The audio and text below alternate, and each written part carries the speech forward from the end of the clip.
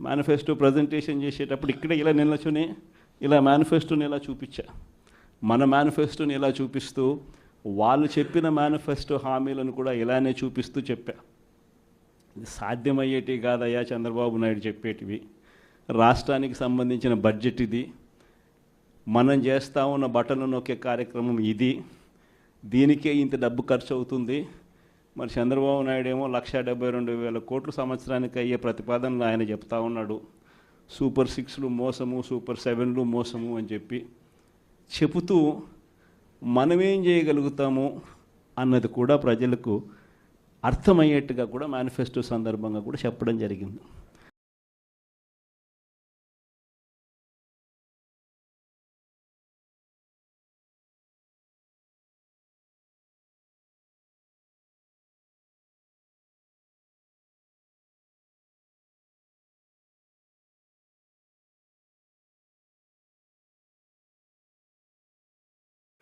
ఈ రోజుకు నేను చెప్తా ఉన్నా, ఓడిపోయాం పర్వాలా, ప్రతిపక్షంలో కూర్చొని ఉండం అది పర్వాలా, మళ్ళీ రీలు వెనక్కి తిరిగి మళ్ళీ అదే రోజుకు మళ్ళీ తిరిగి వెళ్ళి కనీసం ఇలా జరుగుతుందని తెలుసు కదా ఇప్పుడు ఎలా చెప్తావు అని చెప్తే మళ్ళీ ఆ రోజు వచ్చినప్పుడు ఇదే విధంగానే మళ్ళీ చెప్తా.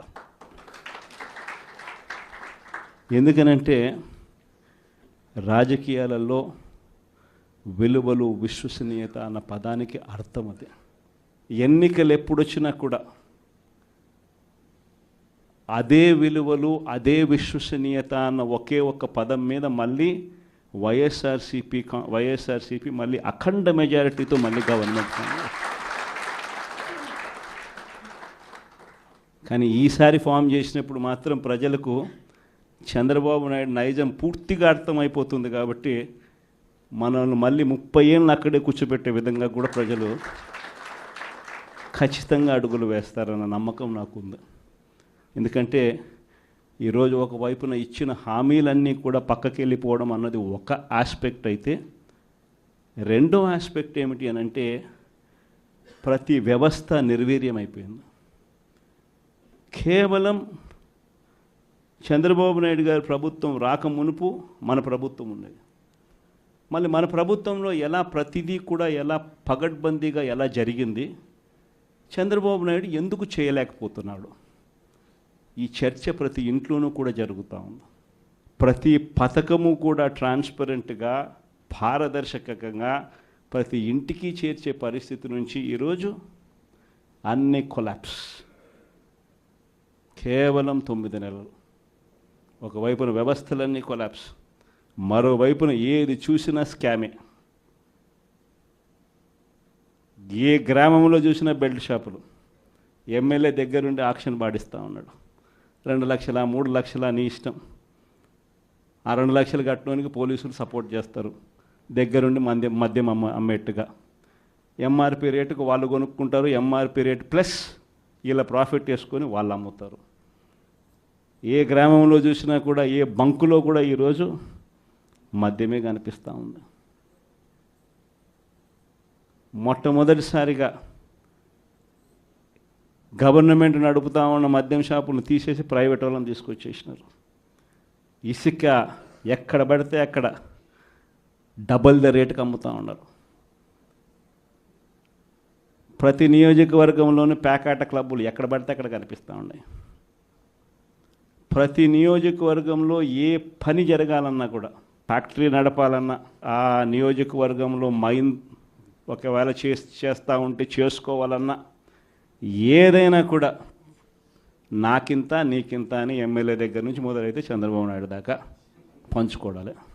ఇవన్నీ కూడా ఏ స్థాయిలో జరుగుతూ ఉన్నాయనంటే, నిజంగా ఈరోజు వైఎస్ఆర్సీపీ పార్టీ కానీ, వైఎస్ఆర్సీపీ ఎమ్మెల్యేలు కానీ ఈరోజు నిజంగా చాలా మంచోళ్ళ కింద కనిపిస్తూ ఉన్నారు ప్రజలకు. ఆ స్థాయిలో కేవలం 9 నెలల కాలంలోనే ఇంత దారుణంగా పడిపోయినాయి. ఇవన్నీ కూడా ఎందుకు నేను చెప్తా ఉన్నాను అని అంటే, ఈరోజు కష్టాలు అనేటివి వస్తాయి. ప్రతిపక్షంలో ఉన్నప్పుడు, రాజకీయాలలో మరీ ముఖ్యంగా ఉన్నప్పుడు ప్రతి ఒక్కరూ కూడా ఒక్కటే గుర్తుపెట్టుకోవాలి, కష్టం రానిదే సుఖం రాదు. ప్రతి మనిషి జీవితంలో కూడా కష్టాలు సుఖాలు అనేది పార్ట్ అండ్ పార్సల్.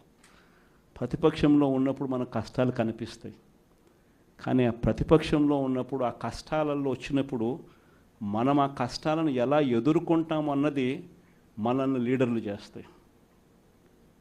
కష్టం వచ్చినప్పుడు మన క్యారెక్టర్ను మనం అమ్మేసుకుంటే, మన వ్యక్తిత్వాన్ని మనం అమ్మేసుకుంటే, ఒక్కసారి బాటిల్లో ఉన్న నీళ్ళు బాటిల్లో ఉంటే బాటిల్లో నీళ్ళు తాగుతాం. బాటిల్లో ఉన్న నీళ్ళు ఒక్కసారి ఇలా పడేసినామనంటే భూమిలోకి పడిపోతాయి, మళ్ళీ ఏరుకోలేం. క్యారెక్టర్ కూడా అలాంటిదే. ఒక్కసారి విడిచిపెట్టేసినాము అని అంటే మళ్ళీ దాన్ని ఏరుకోలేం. ప్రజల్లో చులకనవుతాం, ప్రజల్లో పలచనవుతాం. ఇది ప్రతి ఒక్కరూ కూడా గుర్తుపెట్టుకోండి. కష్టాలు అన్నటివి ఎల్లకాలం ఉండవు. ఎవరికి ఏ కష్టం వచ్చినా కూడా నా కథ గుర్తు తెచ్చుకోండి.